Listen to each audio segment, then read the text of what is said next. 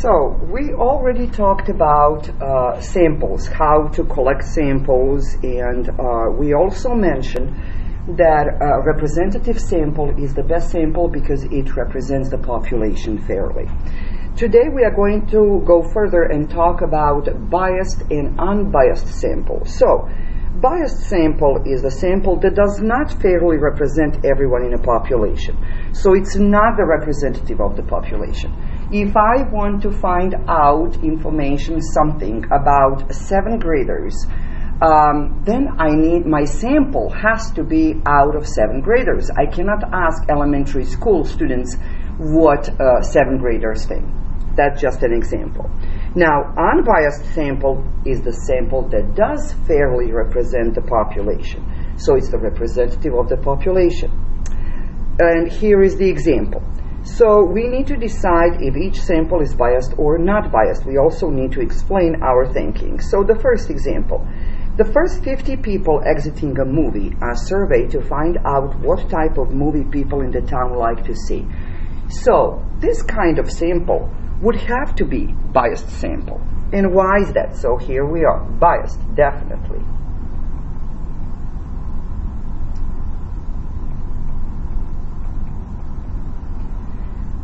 The first 50 people that are coming out of that specific movie, actually anyone who came, probably majority of those who came to see that movie, they actually prefer that kind of movie. That cannot be the representative of the whole town, because if it was a movie for teenagers, mostly teenagers would be there. That doesn't mean they represent older group or children, any other group for that matter. So the reason for this here is people who came to see this movie probably prefer that kind of movie.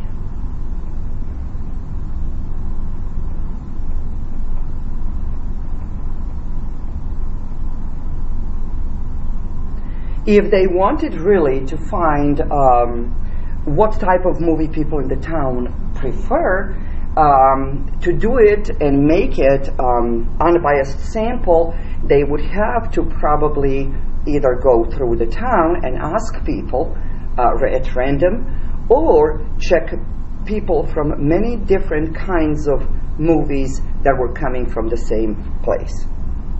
The second one, a school librarian randomly chooses 100 books from her library database to calculate the average length of a library book in her library. So this one here is unbiased sample.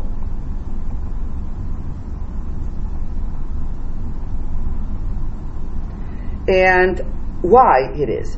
First of all, the librarian is choosing 100 books at random. She's choosing them from her library to make a conclusion about the length, average length of a library book in her library.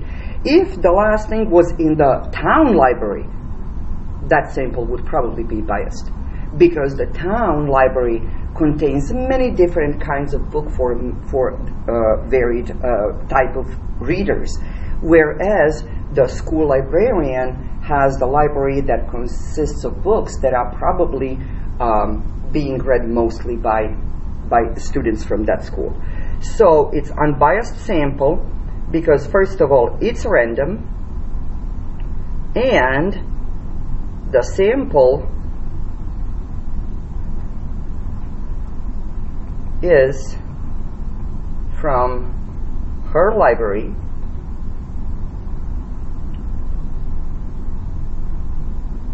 and the conclusion is about her library.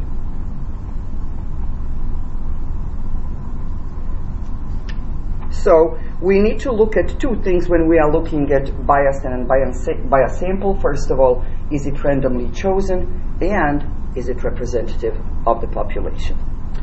So now the last thing we need to look at is how do we use the survey results in order to make a conclusion about the population. So here is example. Mrs. Johnston's survey shows that 120 out of 200 students surveyed spend more time watching TV. Predict the number of all students in the district who spend more time watching TV if the total number of students is 10,000. We simply can use the proportion for this. So we know that 120 out of the total sample, so this is sample, the whole sample, preferred watching TV. Then we want to find out how many out of all students prefer watching TV. So this is population. And then we just do the cross product and we find the final answer. Now I need a calculator. I don't have a calculator with me.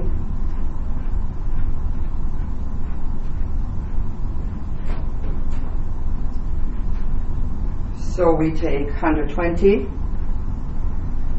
times 10,000 and then divide by 200. And we have about 6,000. So 6,000 students. That's it.